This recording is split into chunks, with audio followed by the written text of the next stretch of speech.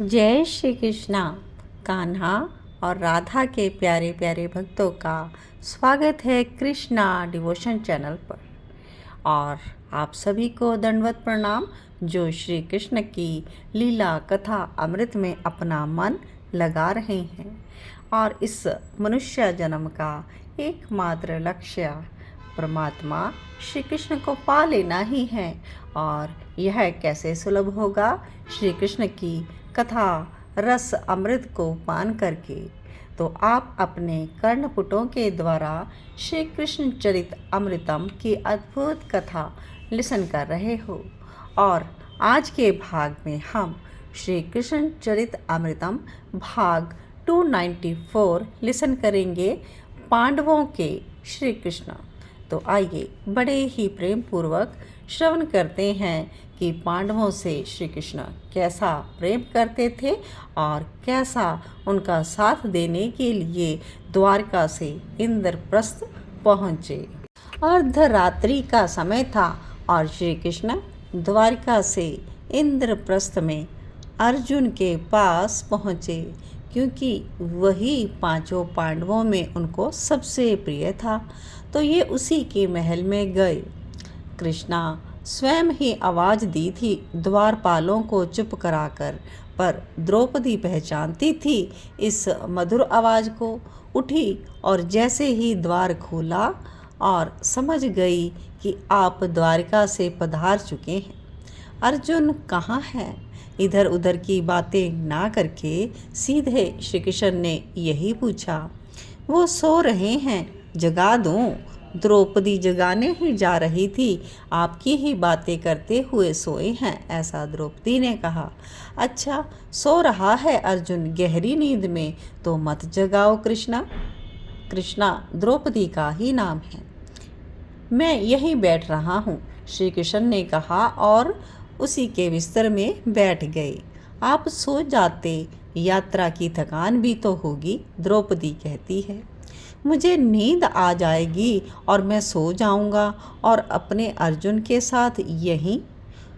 ओहो, पर तुम परेशान ना हो, हंसते हुए कहा श्री कृष्ण ने जब द्रौपदी वहाँ से चली गई। आप भी ना, जल वहाँ रखा है, पी लेना। मुस्कुराते हुए श्री कृष्ण द्रौपदी की ओर ही देख रहे थे। इधर द्रौपदी ने ब्रह्म मुहूर्त में पांडवों को बात कह दी कि श्री कृष्ण पधार चुके हैं।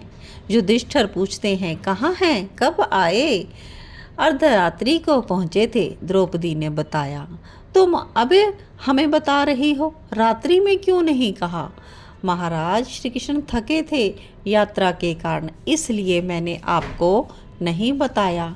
अर्जुन के महल में हैं। यह बात सुनकर कि श्री कृष्ण आ चुके हैं, भीमसेन, नकुल, सहदेव अपने महल से दौड़े हुए आ गए।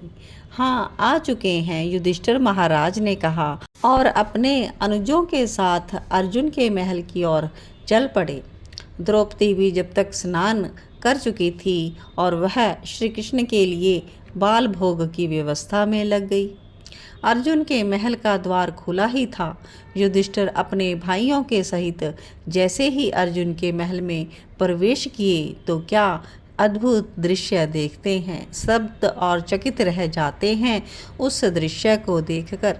द्रौपदी भी जब आई और उसने भी देखा कि अर्जुन सोए हुए हैं गहरी नींद में, और उस अवस्था में भी उनके मुख से कृष्ण कृष्ण कृष्ण यही तो नाम निकल रहा है। नहीं नहीं तात, इतना ही नहीं, अर्जुन के रोम रोम से कृष्ण कृष्ण कृष्ण नाम प्रकट हो रहा है। और अर्जुन के चरणों में बैठे हैं श्री कृष्ण। अर्जुन की ये स्थिति देखकर उनके नेत्रों से अश्रु बहते जा रहे हैं। वो अर्जुन को देख रहे हैं और अर्जुन के चरण भी दबा रहे हैं। ये क्या है? ये तो युधिष्ठिर उसी समय चकित हो गए। भाव स्नेह की इस बहती धारा में भीम भी कुछ समझ नहीं पा रहे थे। नकुल सहदेव देहातीत हो गए। द्रौपदी भी गदगद थी। बाल भोग की व्यवस्था करनी है, यह बात बात भी भूल गई। ओहो, प्रेम के आगे कितने असहाय से हो जाते हैं ये। प्रेम स्वरूप ऐसे ही तो नहीं कहा गया है श्री कृष्ण को। सब ने हाथ जोड़कर प्रणाम किया था इन दोनों अनादि सखाओं को। नर नारायण की जोड़ी यही तो है। अब इसके आगे अर्जुन ही उठे थे पहले और चौंक गए। ये क्या, मेरे पाँव में मेरे प्राण सखा पीताम्बरधारी बैठे हैं, और बैठे ही नहीं चरण दबा रहे हैं। ये क्या लीला है आपकी प्रभु। अर्जुन ने जैसे ही पलंग से उतरा और चरण पकड़ लिए। ओहो अर्जुन, जैसे तुम्हें भान नहीं, ऐसे ही हमें भी कुछ भान नहीं रहा। श्री कृष्ण ने अर्जुन को गले लगाते हुए कहा, आप सखाओं की बात अगर पूरी हो गई हो तो हम भी कुछ कहें। युधिष्ठिर महाराज आगे बढ़ते हुए बोले थे, अरे आप लोग कब आए। श्री कृष्ण उठ गए और सबको देखकर प्रसन्न हो रहे हैं। आप कब आए द्वारकाधीश। भीम ने आगे बढ़कर पूछा। रात्रि में आया था, पर आप लोगों को कष्ट होगा इसलिए नहीं जगाया, पर मुझे तो जगा देते केशव। अर्जुन बोले।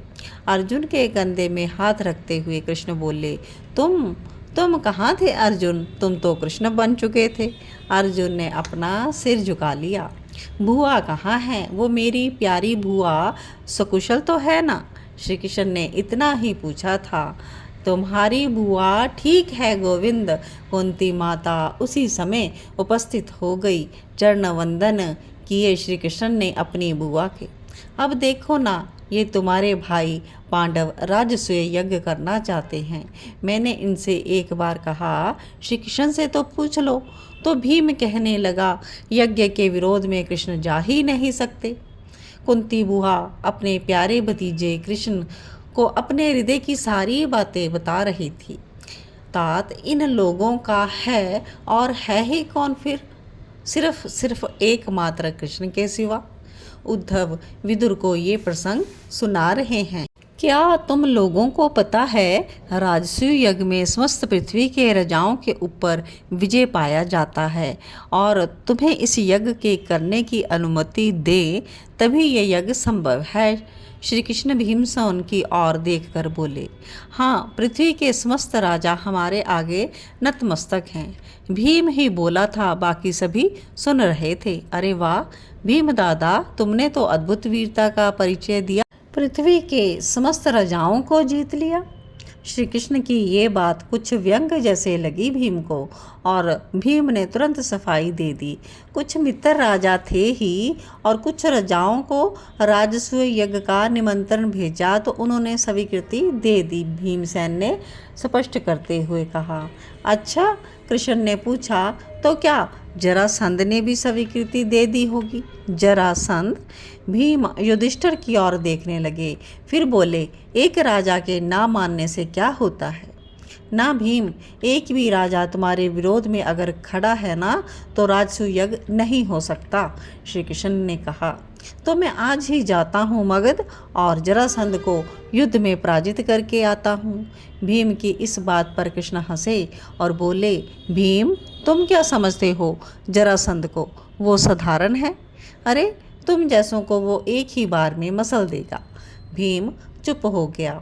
अर्जुन ने पूछा कृष्ण से, तो फिर जरासंध को हम कैसे हराएंगे। श्री कृष्ण अर्जुन से बोलते हैं कि बस एक ही उपाय है। तुम्हें तो पता है ना, मैंने इस जरासंध को 17 बार हराया है, पर 18वीं बार इसने 1 लक्ष ब्राह्मणों को मुझे युद्ध में हराने के लिए मंत्र में जाप लगा दिया था, और उनसे कहा था कि श्री कृष्ण हारना चाहिए, अगर नहीं हारा तो मैं सबको मार दूंगा। उन बेचारे ब्राह्मणों की रक्षा के लिए मैंने रण छोड़ दिया। अर्जुन फिर पूछते हैं, तो जरासंध को हम कैसे मारें। प्रिय अर्जुन, ब्राह्मण के प्रति उस दिन से जरासंध के मन में अपार श्रद्धा है। हमें इसी से लाभ लेना है। कैसे, भीम पूछता है। हे भीम, जरासंध किसी से नहीं मिलता, वो सिर्फ ब्राह्मणों से मिलता है, उन्हीं की मांगों को मानता है। अच्छा, भीम ने पूछा, तो तुम ब्राह्मण बनकर जाओगे जरासंध के पास और उससे वचन ले लोगे कि जो तुम मांगोगे वो दे देगा। श्री कृष्ण की बातें सभी बड़े ध्यान से सुन रहे थे। हे भीम, जब वह तुम्हें वचन दे देगा ना, तो तब तुम युद्ध को दान में मांग लेना। ठीक है, भीम ने हाँ कहा। पर तुम अकेले नहीं जाओगे, अर्जुन जाएगा तुम्हारे साथ और मैं भी जाऊंगा। श्री कृष्ण ने कहा, आप सब चौंके, आप जाएंगे मगध? हाँ, पर ब्राह्मण का वेश धारण करके हम तीनों ब्राह्मण बनकर ही जाएंगे। श्री कृष्ण इतना ही बोली, फिर द्रौपदी की ओर देखते हुए कहा, सखी, बाल भोग नहीं कराओगी? हम स्नान करके आ रहे हैं। द्रौपदी तो भाग गई बाल भोग तैयार करने, और इधर श्री कृष्ण पांडवों के साथ यमुना स्नान करने। और रास्ते में भीम ने पूछा, कब जाना है मगध? श्री कृष्ण, आज ही बाल भोग करके। भीम, क्या कोई कष्ट?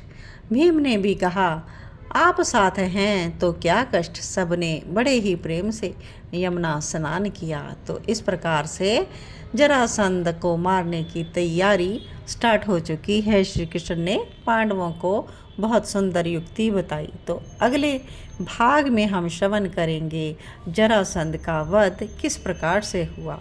तो बने रहें श्री कृष्ण चरित अमृतम में। जय जय श्री राधे श्याम। सबको मिले श्री वृंदावन धाम।